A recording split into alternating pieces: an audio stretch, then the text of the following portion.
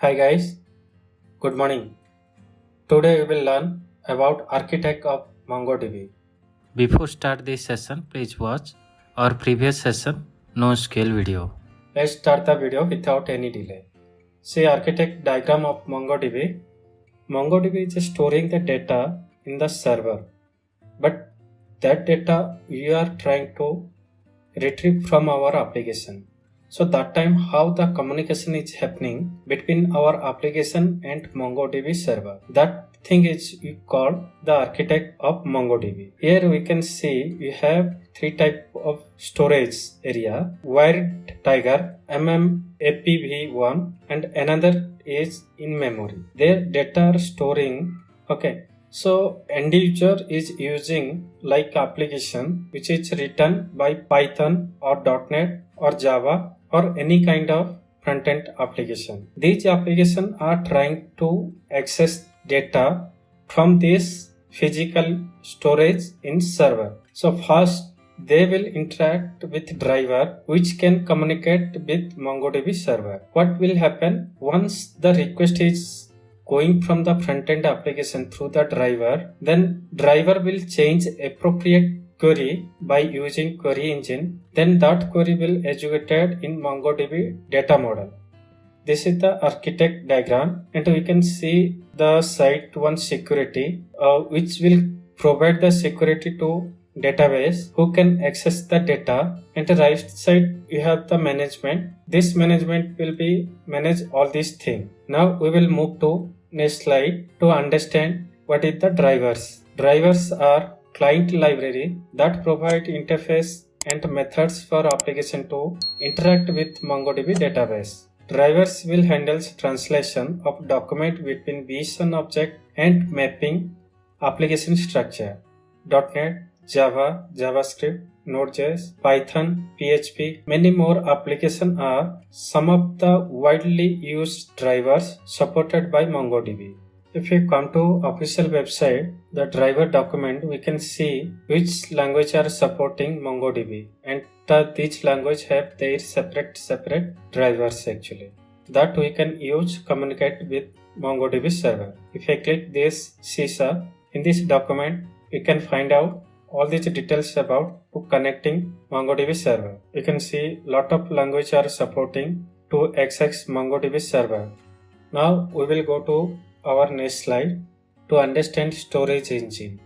Storage engine is a part of database that manages how data should be stored in memory and on disk. Storage engine can be remarkably impact the performance of application. That means what the data is storing in our memory, how we can retrieve fast and perform any operation based on our requirement, that will depend the performance of our application.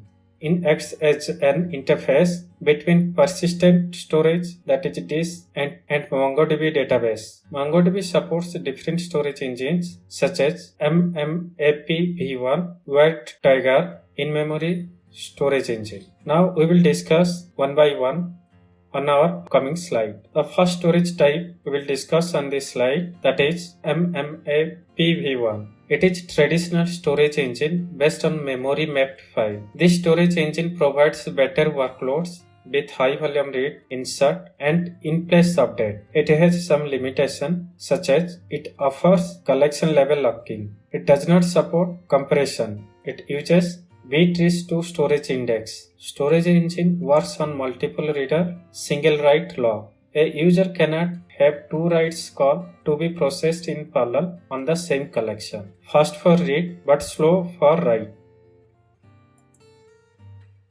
Now we will understand Wired Tiger. It is also type of storage engine. It is a default storage engine start from MongoDB 3 version, and it is created by BrakelyDB and later taken by Oracle's NoSQLDB. It has some features like document level concurrency model, compression, encryption at rest for MongoDB Enterprise Edition, durability with and without journal, B-trees by default, but also support LSM trees, no locking algorithm like hash pointer, Wired Trigger Elite 7x 10x better write operation and 80% of file system compression than APv1. Next slide we will discuss about the final one, that is in-memory storage engine. Instead of storing document on disk, the engine uses in-memory for more predictable data latency. Storage engine use 50% of physical RAM and it minimum required 1 GB as by default. Limitation of in-memory storage engine. Storage engine does not persist data after process shutdown. That means you shut down your system, then after you can't able to access existing record. In-memory storage engine record all its data. When dataset is used, then the in-memory engine is not good option. Suppose your storage document are very huge amount of data, so that time it is not suitable for storing the data in memory. Next slide we will discuss about security. MongoDB also provides security like authentication, authorization, encryption of data, auditing, and hardening. Ensure only trusted hosts have access.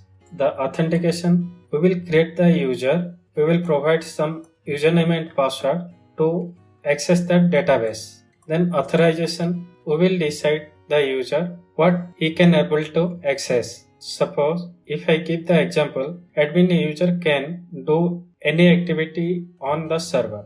That means he can insert the record, he can update the record, he can change anything on the document. But normal user can only read the data from database. That kind of configuration we can do in MongoDB by using authorization security. The next point is encryption of data. Whenever we are keeping the data in server, we have some personal information also, or high security information we are keeping the database. So that type of data we need to encrypt, and after the encryption of data we can store in our database for the security purpose. Next is auditing. We are storing personal information or high security information in our database, so we need to audit these data time to time basis. And last one is hardening. It says we need to give the access of database, like suppose this is our database, we will provide the access to the trusted host only. If any user is try to access our database through some different network, so that time database will not allow to access to that user. So indirectly our data will be safe from outside. We will meet on another video. Thank you. Please subscribe YouTube channel InfoSyntax. And for more details you can visit www.infosyntax.com. Bye.